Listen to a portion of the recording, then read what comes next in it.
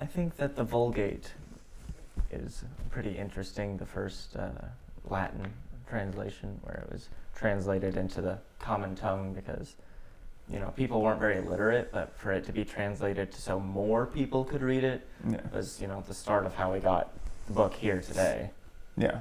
I think if you look throughout the history of Scripture, you see a constant effort for people that whenever it becomes inaccessible to more people, someone comes along and tries to put it into words of the modern day, whatever that modern day is. I mean, to us, all of it's ancient to some degree, but when you look at the Vulgate, it's exactly what was intended to be done by St. Jerome. For that is to get it into the hands of more priests, more people, and so on and so forth.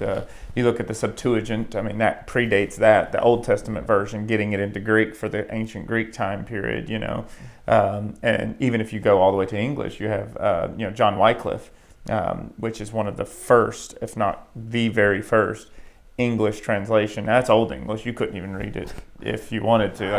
It doesn't look anything like our modern day English, but this was in the 1300s, coming right out of the Dark Ages. It became very inaccessible to people, and so he sets out to translate it into English. Now he ends up getting killed by the Catholic Church, but he every so often you see this coming along where people take it and have a passion to say, we need to get the truth that God has given us through written word to more people, and they translate it accordingly. I think that's really cool that somebody always comes and makes it more accessible to people, and then just the evolution of human intelligence and people gaining interest in education, so everybody can now read and write. It's uncommon now if you can't. Yeah, at least in most Western countries, yeah. Mm-hmm. And getting it into more people's hands with that. And when you look at it, the fact that we can, like with the Dead Sea Scrolls and some of these other things, that we can take, I mean, you could go on Amazon right now, right? Buy a Bible, right? Buy a book, buy the Bible, open it up and read any section of that. And it is the same words that 2,000 years ago or more that people were reading. Granted, it's in English. They didn't read it in English, but it's so similar and in so many ways. Yeah, they had to do some slight changes to words just to make it make sense in our language. But the context and the content of what's being said, like for thousands of years, it's being held the same way and translated the same way, which is kind of crazy when you think about it. In 2000, in the 2000s, 2024, you can buy the same book that, people there thousands of years ago. Yeah, that's kind of crazy to think when you really stop to think about that, because how many books do we have that have different editions and renditions, and it's not even really the same book anymore, or books just fall out of of popularity and things, but yet it's the best-selling book of all time, and there's nothing even close. I heard someone not too long ago was like, no, Harry Potter's getting close to the Bible. I was like, no, there's no way. When we looked it up, it was literally the Bible's into the billions of copies sold over the course of since it's been printed. Harry Potter's a couple 100 million, nothing in any comparison to it, right? Because it has been handed down, and the people had so much care and devotion as to what it was that was saying. It wasn't just words in a book. It was, this is truth, this is life, this is something that's going to guide our very statement of life that we are. Yeah, like you were saying earlier with, we added words maybe here and there to make it make sense in our language, because I know that Greek and Hebrew were more idea-based. Yeah. I find it really cool that English failed to capture that so much so that people created new words to get across the idea, to make sure that it was so passionately and translated to just the nth degree, with the most amount of care. Yeah, that could possibly be done. I mean, many people don't know that that's actually in the King James Version Bible. There were many English words created that we use today that at the time they weren't they weren't a word known. But the scholars said, well, we'll take these two English words and put them together. One of them being the word scapegoat, that's from the Old Testament side of things. Well, we use that all the time. It's like, don't make me your scapegoat. Don't make me your scapegoat. What does that mean? You're not going to pin it on my back. I'm not going to take the blame for what, you're not going to make me your way of escape. most people don't even know that term, that concept, that word was created for the Old Testament because that was a part of the tradition to send out a goat or a sheep from the village, as a part of Passover, and it carried the sin of the people out, So we don't even really realize how much things we say and do are actually directly influenced by Scripture itself and the creation of it into our language. Yeah, I didn't even know that they did that. Cultures are so different. Yeah, it's really cool to learn about it. Yeah, in the Passover time, we know of the Passover lamb that was killed and stuff, but they had another one that they would send out from, and they let it loose into the wilderness, and they sometimes smeared blood and different things on it, like as a symbol of it's carrying away our sin, right? And so when you read the New Testament, Jesus ties himself to that. He says, I'm the sacrifice and the scapegoat. I'm the one that's going to take the penalty for it all, but I'm also the sacrifice. I'm going to be both of these things. It's a pretty interesting thing when you look back through all that. And to think that the English version of the Bible that we have today is the same as that, and we created words, like you said, to communicate the truth, because we are talking about something transcendent. We're talking about God here, right? The mind, the being that created all things. And so of course our language is going to fall short and come up short to try to describe the grandeur and the greatness of what it is we're talking about. So we're going to have to kind of have a long line of thought and put a lot of things together, and even to the degree of spending our entire lives trying to meditate on it, think about it, and to understand it. Like that is the journey, is the whole point, to understand and to be with and to know God. And the fact that we are given all of this text for thousands of years to help guide us in that. In the hopes that we don't make the same mistakes. Yeah. Even way back at Genesis. It's kind of like, if I was going to go introduce you to a friend of mine, let's just say, and I've got this buddy, oh man, I want you to meet him. And I began to tell you things about him that I already know from my experience with him, and like, oh man, he's a jokester and this. So don't, when you hear this, don't take this part too seriously because he's just joking around. He has a good time or this and that and the other, like, hey, da-da-da, right? Like, and I explain all this to you, and then you get introduced to him, right? It informs you to where you already can start off knowing him to a deeper degree than when I did, because maybe I had to start from the ground up. And that's kind of what Scripture is. I mean, it's many, many other things, poetry, and like we were talking about, but the understanding that it starts us off to not have to start from scratch and just be asking all the same questions again, because God has already revealed himself in Jesus, the Christ, through his disciples, and then writing it down and saying, hey, so you don't have to wonder about what it was like and what Jesus really meant. We're going to write it all down so everybody gets it, That's pretty intense. Speaking of everybody getting it, another thing with like culture and just language changes over the time, the Greeks and Hebrews being very philosophical and very, what's the word I'm looking for? Metaphorical. Mm-hmm. They were basically poets. Yeah, and very poetic. That's what I was looking for. Basically poets, they were. Yeah.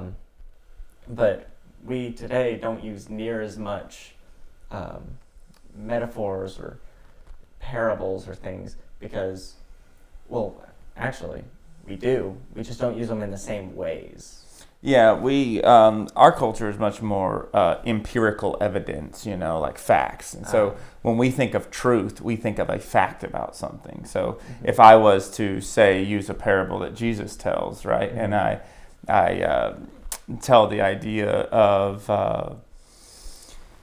let's use the one with the stewards, the good stewards. Jesus has a parable where he's talking about these people that he has these servants, and there's a master and servants and so on, and some of them are good stewards of what had been given to them, so they get more, and one of them is not, so it gets removed because they didn't steward it well, right? Yeah. Well, so that's a parable. In our culture, our empirical evidence, fact-based, what truth is a fact, we would say, well, that's not a true story. But what we mean is it's not a factual story. It is a very true story. But it didn't actually happen. Right, and we place far heavier kind of emphasis on the idea of something actually transpiring between two specific people that we actually know versus the truth of what was described is a Yeah. truth. If you are a good steward with the things you do have, it will bring about more things or whatever, if you're a good steward with this or that, that is true. So it's a very true story. It just may not be a factual story, I know I grew up hearing facts change, truth remains, right? Because the truth is unchanging all the time. But a fact about how something transpired could change all the time. And we were discovering all the time, like, oh, well, we thought this is how it happened. This was the chain of events. But we found out there's an extra thing that happened in between here. So it changed the facts of how it happened. But does it change the truth of the outcome? No, not at all. And I think in our culture, because we don't look at poetic things and metaphorical things as truth. We look at them all as, well, that's all fiction and not really true. What is true is something that actually happened. We don't think of themes as lessons to be acted in our daily life, but rather just a nice little thing to know at the end of a fake story. Right, versus no, the theme of it, and that is the truth of it all. And that truth transcends the facts of this thing, and it will apply to all of us. And C.S. Lewis actually was very famously said that Jesus is the true myth. And what he means by it is everything about Jesus' story is this grand, poetic, epic kind of thing that is truth, but also it happens to be factually true. It's both things at the same time. It is communicating grand truths about the human experience, the human life, and the condition of humanity in this world, but it's also factually true things that happened. And so he kind of pairs those together and says he's a true myth, because myths were given to us. Myths are stories. What are they? They're fake stories, but they communicate something real, like a real idea. Mm-hmm. And so Jesus is a story communicating real truths and ideas, but it's also factual. So it's a true myth. And that's how Lewis kind of phrased it up to help us understand how in our English, as you very well said, we're concerned about facts and evidence. But yet we should look at these things as they're factual and evidence-based, yes, but they're also communicating to us these deep, meaningful truths. Like when John writes, in the beginning was the Word was God, and the Word was with God. Okay, well, we in English would say, well, words can't exist at the... We would be so literal that we would miss the actual literary concepts that are being painted to us to carry us to a deeper understanding of what this is trying to do, which is why all these translations that we've seen and talked about were so key and so important, is because they took a lot of care to ensure that what we have is the truth behind Christ. And that's why things like the Gnostic Gospels that, it's very popular. People are like, did you know there's a missing book of the Bible? It's like, no. It was just written a long time after. Yeah, 400 years after is a long time after. I mean, the whole United States is only 250 years old. That would be like it was written before 200 years before the United States even existed, right? Like, or there's no way anyone knew about it, They weren't first-hand accounts, and they weren't even written in the right languages sometimes, and so people look at them and say, oh, it's hidden knowledge. It's like, no, it's not at all. It just, that'd be the equivalent if I started writing about the private life of Abraham Lincoln. Well, I don't know anything about Abraham Lincoln. I have no business writing about the private life of Abraham Lincoln. I don't know, And I am very interested in learning how to study the Bible, making sure that I've got a way to, what's the word I'm looking for? To study interpret. Interpret. Yeah, because that's what we're doing, right? Yeah. We're taking it and trying to understand that true myth concept. Like, here's facts, but how does that import into my life? Yeah. And there's differing ways to do that because, as you very well pointed out, the scriptures here are written for us, not to us. Like, it's not written directly to me and addressing me, but yet it is for me to learn from. And so that's how we need to approach it a little bit differently than we would say a letter written to us, when we're reading the letters of Paul and these types of things. And it's not a letter to us, but it's like a instructions best example for. I've got, it would be like a children's book. It's meant to teach something, but it's not directly to the child. To Jade and the life that you live right now. Like, it's to all humanity.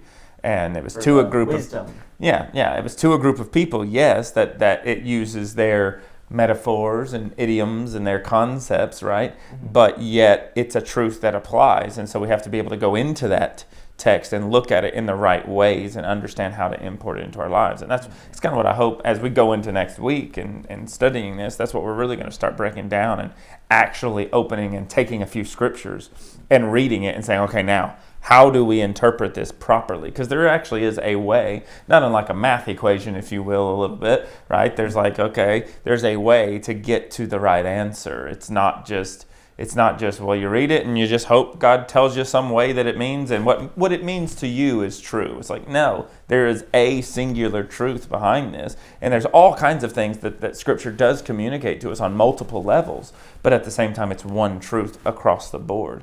And learning how to interpret it in that right way, learning how to define Greek and Hebrew words, learning how to understand history of the day, that's what we're really going to dive into, to where when you or I go home and we open Scripture on our own, we're not just reading it and saying, all right, I read it, now what? Yeah, now what do I do with this? Yeah, it can guide us through a study. Yeah, studying through those verses sounds like it's going to be a blast. Yeah, if you enjoy learning, yes, definitely. If you're wanting to know how to not just understand things, but how to apply things in your life, because many people are like, well, I want to be a Christ follower, and they have every will and intention to be, but they just don't know what it means. Like, how do I do it? And by studying the Scripture, it kind of unveils and clarifies that path that Jesus has laid before us. You know what I just thought of? I just said that it would be a blast, but if you ask somebody, maybe even 50 years ago, they wouldn't even know what that meant. Yeah, because why?